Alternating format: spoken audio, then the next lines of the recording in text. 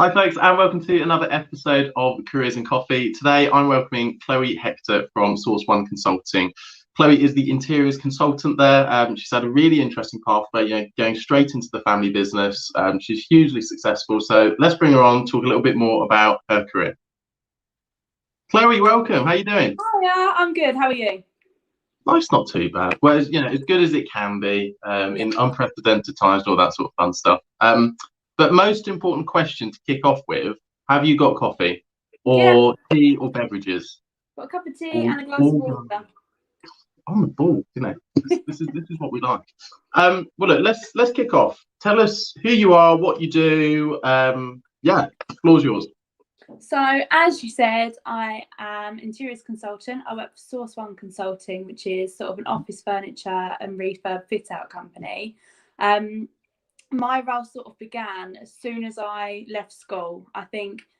Well, it sort of began before that. I think I had my first day going to a management course, and it was the day before I had my final A-level exam. So it's sort of, I gave myself a month between when I finished and I started, and from that point on, it's evolved. So I came in when I was 18, now 22, and I feel like those 4 years, I've learned so much, and I've definitely come a long way. But yeah, I started off just having clients where they would have a chair here and there, and now I'm sort of heading up the smaller refurbs, obviously alongside the others. But yeah, that's who I am, where it came from. That sounds fantastic. And for you, what's an average day tend to look like? So obviously it's all changed a bit now. I think working from home, that sort of came into play. I just bought our first house, myself and my partner. So Congratulations. thank you. We've got now a little office space here. So I'm at home at the moment. So it will be get up, you're either in the office or you're here or you're out on site. Meeting people obviously where you can. That used to be a lot of face-to-face discussions. Now it's all over Zoom, and as you could tell 10 minutes before, I'm not very good at technology. Have a little slip up here and there. But yeah, I don't think every day is the same. I think it's hard to say an average day is like this, but I would say there's a lot of time speaking with people, working closely with all of my contractors and Lisa, Pat and Lynn in the office. And sort of my role used to be mainly client support. So I would work with people that they had been working with Lisa and Pat, and then it's sort of evolved in sort of the aftercare side of the project. But yeah, going in, talking to people, putting loads of drawings together, sending things out. It sounds more like an office job, but actually that's just the office side. Going out on projects and managing and learning from the contractors is a big part of my role, I would say. Fantastic. And you mentioned Pat and Lisa there. Now, I know obviously we know who those folks are, but can you shed some light into, who are they? Yeah, so Pat and Lisa as my mum and my stepdad. So I have lived obviously with mum since I was born. Dad, Pat, who is I've known him since I was 4, so he's very, very close. We're all very close. And family business is, as I say, I've been in it since I was 18, but it's been a challenge coming into straight from school into a family business, but I enjoy it. So I mean, what's that dynamic like? Do you all, 5 o'clock hits, do you all then, because obviously before you moved out, are you all sat there at dinner talking about work, or is it sort of, right, we're not talking about it, tomorrow's a new day? I think because we all enjoy what we do, I don't have issues talking about work out of work hours. I think when you look at some of the projects that we do and the size of them, there are days where you're still on site at 8, 9 o'clock at night. So I think as it's family business, yes, there is no switch off point. I think 5:30 hits and most people go home from work. There'll be nights where we're still there, 6:15, 6:30. You do talk about it across the table and at dinner, but I think having come straight out of school and I've sort of learnt the way that Lisa and Pat work, you then see the stresses that they go through. When I was younger and I was at school and they would say we've had a bad day at work, we're stressed out, you wouldn't really think anything of it because you would just think but I've been at school all day, so it can't have been that bad for you. But when you work with them and you talk about things all the time, I think you understand, and I think it can work one of two ways. I think it's made us as a family a lot stronger. As you do talk about it out of work, you can't not talk about it. But then when you compare that, my partner, he goes to work and he'll come home and talk about work. So I think you still, 5:30 is when you leave, but there is no switch off. You do still talk about work when you get home, before you go, at the weekend. It's part of life, I think. Yeah, and I mean, just listening to that, I suppose you have more of an appreciation for those folks who are running small businesses, because you're seeing firsthand exactly some of those challenges and the stresses, but equally you're also seeing some of the successful points as well. Yeah. But I want to sort of rewind a little bit to back when you were at school and college, obviously not too long ago. What were you like at school? And did you get good careers advice? So I would like to say I was a good student. I think I definitely, it's hard to explain. I think my attention and my interest towards school was a lot higher at GCSE level. I always knew that I never wanted to go to uni. It was never really something on my radar. And then when I went to college, I went to sixth form college, which was same site as where I did all my GCSEs. So I got into it and I enjoyed it, but all of my friends were very focused on going to uni. That was where their path was going. So I think I remember after the first year, I said to Lisa and Pat, I don't want to do this anymore. I just want to work. I have no interest in finishing this off. And I'm so glad I did. But I think had I known that this wasn't going to be the case and this wasn't my journey, I probably would have not had those feelings of I want to leave, because I knew, well, it's embarrassing, but when I was younger and mum would be at the office, she was in a family business before, and that would be where in that office in the summer holidays I'd spend my time. And I found invoices when I was at my nan's recently that I'd written out when I was 7 years old. Like, all of my friends would obviously be at the park playing and having fun at home, and I was writing invoices, which is so ridiculous to say, but I think I've always known that this is what I want to do. And I think with regards to careers guidance and advice, obviously, I think the grades I got, I could have gone to uni. And I think my teachers knew that. And I could never say that there wasn't any support there from my teachers, because there definitely was. They backed me on wanting to do what I wanted to do. But I think they all knew that I could go to uni and probably wanted me to. I think there was plenty of disagreement with my head of sixth form, who just said, you need to go to uni or you need to do something else before you go to the family business, which I understood.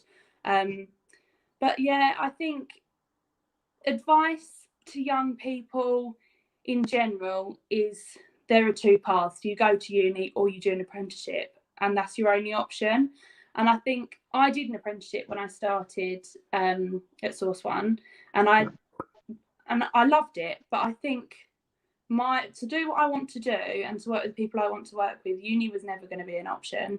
And like I say, I enjoyed school. I knew what I wanted to do. Teachers didn't really want me to do that, but I think they didn't spend the time trying to understand the reasons why I wanted to. It's a tricky situation, because obviously it's different for everyone. I think family businesses, it sets your situation aside from the 12 other students that are in the classroom with you. I would say, yeah, I think careers advice, as on the whole, it was good. I probably wasn't tailored, but then equally from my side, was I that interested? Did I listen to what they said? No. So it's probably 50-50. I mean, do you think it's sometimes frowned upon a little bit that you have chosen a pathway that is boom, go in, get a job? Did you face a lot of resistance around that from friends, family, school, college, etc.? So yeah, I suppose I did. My friends always backed me because they knew my parents, they knew what we were doing. My friends at school were very good. They understood where I wanted to be, and they understood when I didn't want to be at sixth form. But I obviously carried on, continued, didn't really have a choice. So I think it's very split. There were a lot of people that supported you because they also knew what you were doing, and they knew that actually if going into the family business didn't work, they would be there for you when that got to that point. I think there was definitely opinions from some people which were, it's just an easy way out of education going into the family business. And actually I took that quite hard, because I thought, well, it's not, because I've been probably, when I was probably 10, 11 on sites in the summer, fitting out furniture with mum. And it's always something that I wanted to do. I think you going into a family business straight from school, you will get opinions that people say, well, you're just doing it because it's easy and because you don't want to, you can't be bothered to go to uni. That wasn't the case for me. I've worked since I was 15, started out in a bakery, went to a fish and chip shop, went to Tesco. So from that point, I've been in a working environment as well as a school environment. So to be able to differentiate between the two, I didn't find that tricky when I started, I don't think. Okay. No, that's really good to hear. And just got a question. So if the family business hadn't been an option, what do you think you would have gone into? Would you have still went down the route of, I'm still leaving college and getting a role, or would you have went to uni? What would you have done? So as part of a module of my A-level in business, you had to explore different unis that you wanted to go to, and you had to write up a personal statement. Needless to say, that was the most annoying module that I did. I had no interest in that, but I did it because that's what you had to do.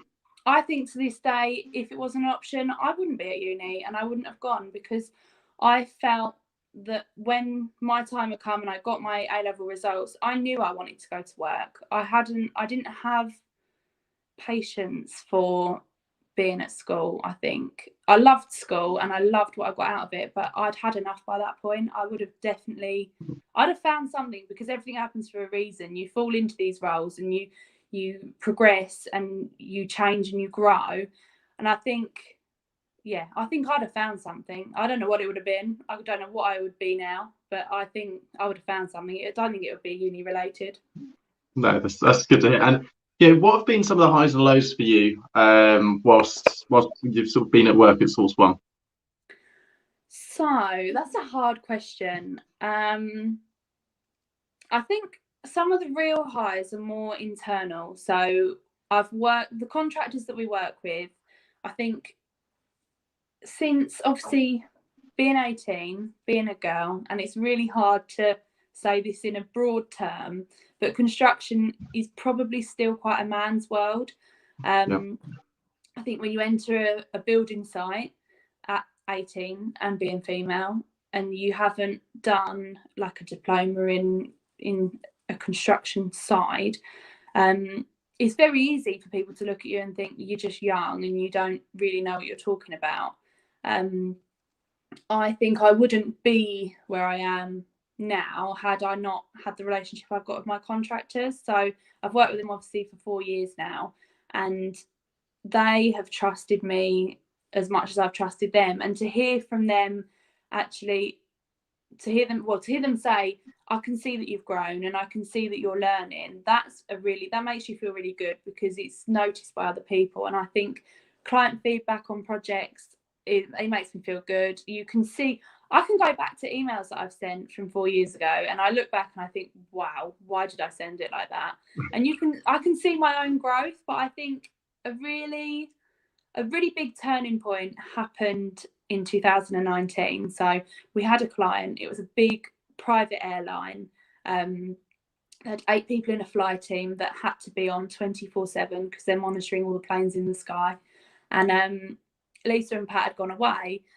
The installation for the furniture, so we were moving them from the airport to their own office, and the installation had been brought forward. So that was now the week that Lisa and Pat were away. And I was dreading it, because I thought, this is all now down to me and I don't have a choice, because that holiday, that they didn't take holidays because they had to do, no one else was in the office to work. So to feel that they trusted me anyway was a really big thing, because I thought, they're going away, they're going to have fun, they know that I can do it. But then when this install was also on the same weekend, I thought, now I've really got to show that I'm capable of doing this.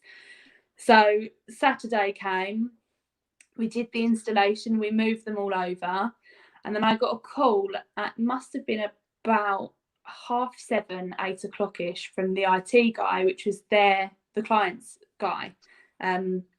He said, we're having really bad connectivity issues. There's no way I can be up and running with them on Monday.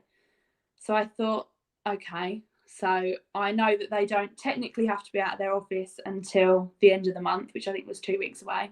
So I said to the client, whatever happens, I will sort it out. This is going to be sorted, whether you're in your Newmarket office or your Cambridge office. You will be up and running on Monday.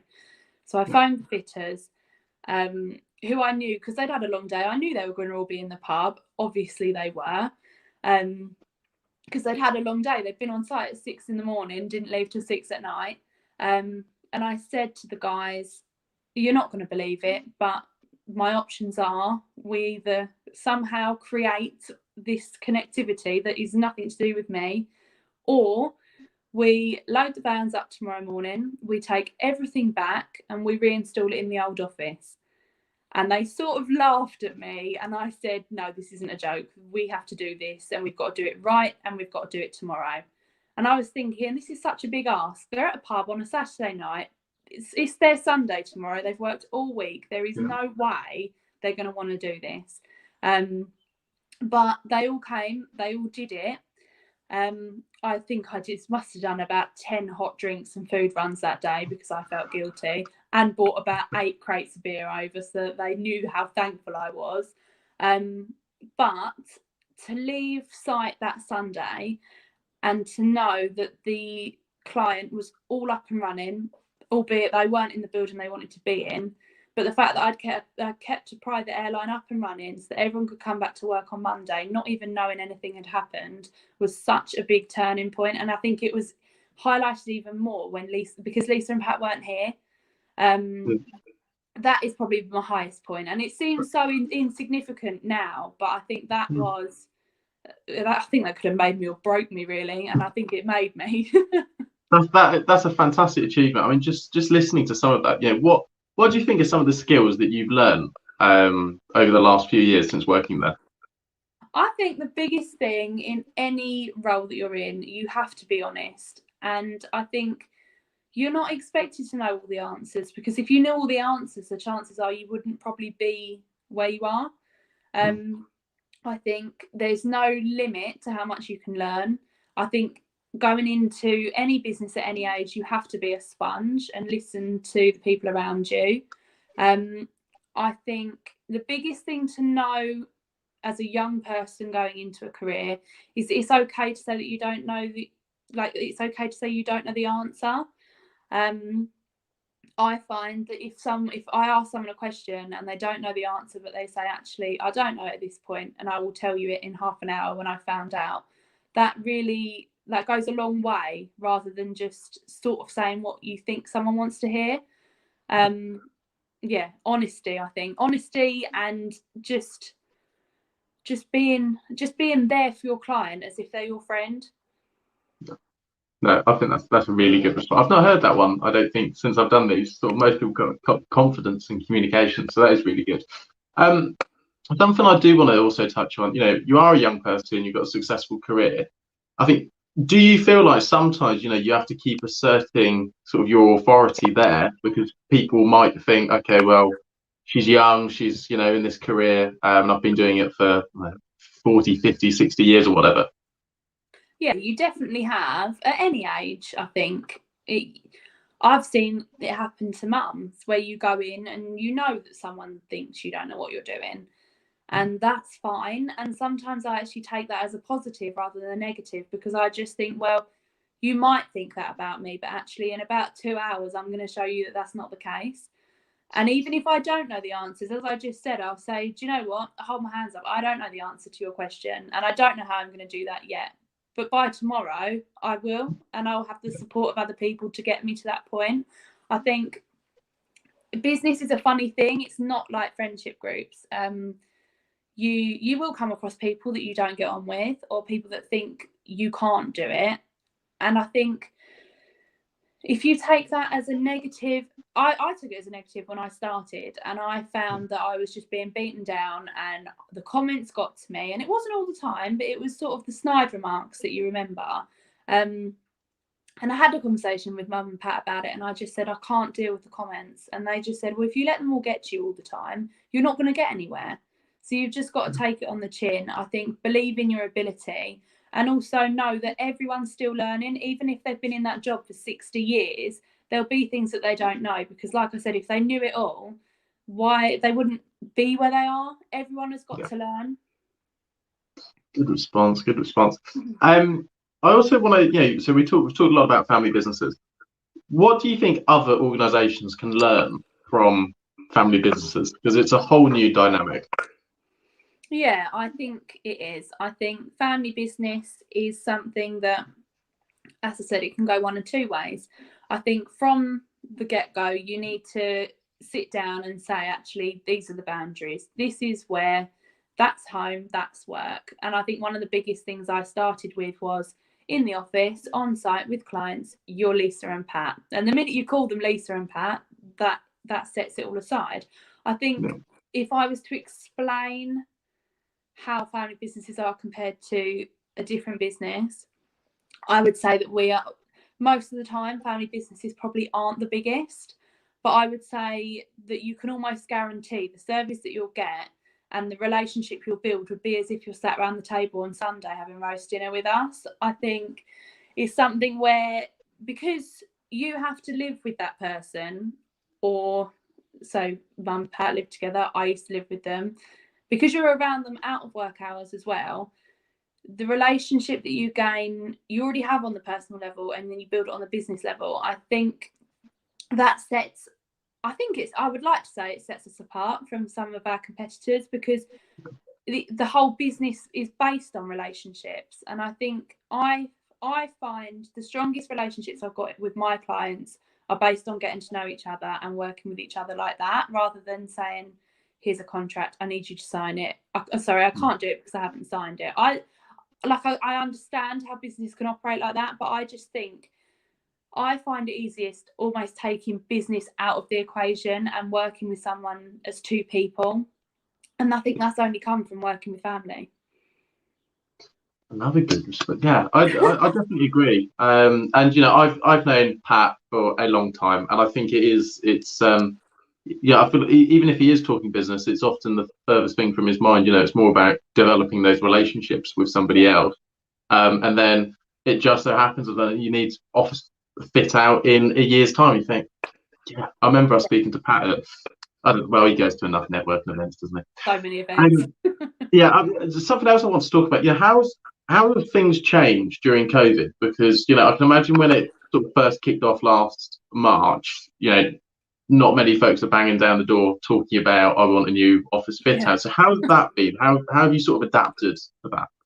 So when lockdown happened, obviously it was scary for everyone. We only live in a very small town, and actually Lisa and I continued to go to the office because it was like we either worked in the office at home or we worked in the actual office. It made no difference. But seeing how even the town changed in almost overnight, it became a ghost town.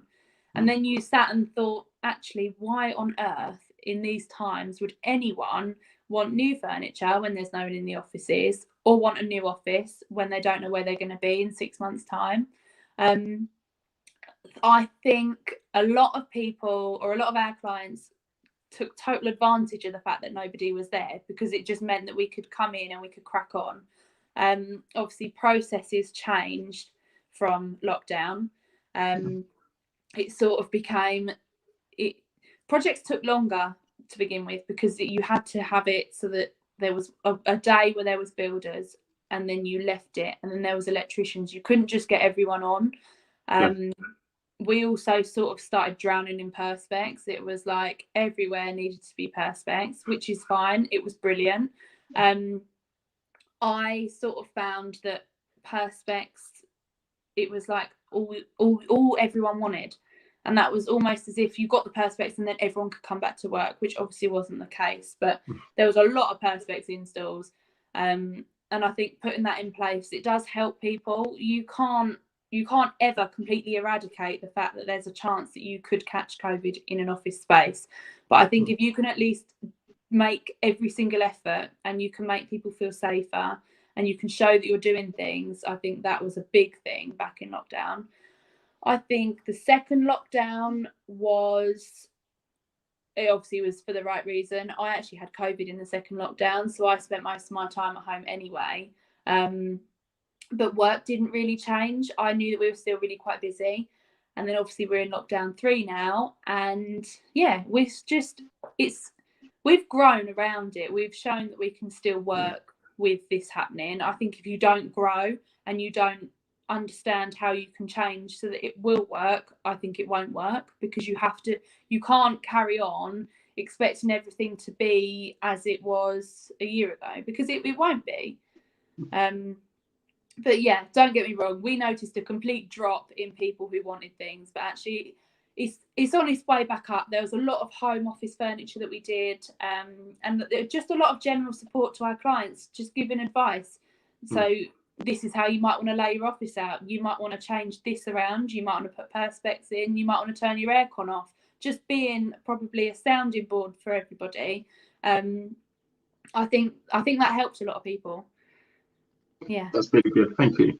And also, there's a lot of students and young people out there at the moment who are very confused, scared. Some of them are making the most use of the time, but I think there's a level of sort of directionless around, what do I do next? And who knows what exams will look like soon. But what's your advice to any young person out there who's maybe thinking, whoa, I don't know what to do, stuff's a bit crazy at the minute? What's your advice to them?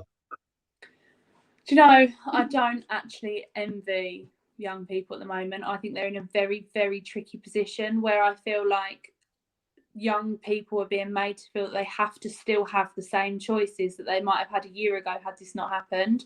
I think if you can take anything out of this year or last year, is that you never know what's around the corner, and all you can do is carry on improving yourself, believing in yourself, and keeping yourself busy, but busy for the right reasons. I know that people have struggled. I know that I would struggle. I struggled in school when there wasn't COVID. So I think there's no pressure to know what you want to do or where you want to go. I know people now that still don't know what they want to do. I think if you want to go to uni, pursue it. If you do it and you decide it's not for you, that's fine. I think you shouldn't. I understand why people feel pressured as to thinking they should know what they want to do, but you really don't need to. I think take each day as it comes. Doors open for a reason, and I think everything happens for a reason. I think if you don't get the job, there was a reason for it. If you get the job, again, there was a reason. So don't feel pressured, which obviously is easier said than done, because everyone will be. But something will come. Use the people around you to support you mentally. Keep going out, keep going for walks, help yourself and keep yourself busy and happy, and things will fall into place, whether it's now or in 6 months' time. It will, because the world has got to go back to normal at some point. Brilliant advice. And if you could go back in time, what would you be telling 15-year-old Chloe right now? Oh, concentrate at school. Definitely concentrate. Not that I didn't concentrate. I just think I wish I could tell myself, stick to what you're doing and just get on with it, because in 3 years' time, when you're 18, you've done it all. So just stop moaning and get on with it. And also, if I could tell myself to manage my time, that would have changed so many things. I think I thought I had brilliant time management because I didn't miss a deadline. But when you look back and you think, well, you were up until 2 a.m. finishing that assignment, that was ridiculous. That's not time management. I think they would be the biggest things. And I think I was probably, I was quite a loud person at school. And I think if I could tell myself, that sounds awful, I was loud as in I was chatty. I think if I could tell myself something now, I would just say, listen to people around you, take in absolutely everything, because you can't always be the cleverest person in the room. You need to be able to listen and learn from people, and you need to, if something goes wrong, look back, work out why it went wrong, and then just learn from the mistakes, Chloe. Don't make the same ones 4 times over. That is brilliant advice. I think 15-year-old Chloe would probably appreciate that. Well, look, Chloe, it's been an absolute pleasure talking to you. Huge thank you for coming on. Yeah, it's been great. Thank you. Thank you for having me. It's been brilliant to chat. Happy days. Good to see you. So, folks, that was Chloe Hector, interiors consultant for Source One Consulting, talking to us about all of her work. Really extraordinary young person doing some amazing stuff. So that's today's Careers and Coffee completed. Watch us on Thursday, where I'll have on Claire Hutchinson, Director of Network for the Careers Enterprise Company, talking to us about how do you build a network of volunteers nationally. So be sure to check us out on Thursday, 12:30 till 1 for another episode of Careers and Coffee. Thanks.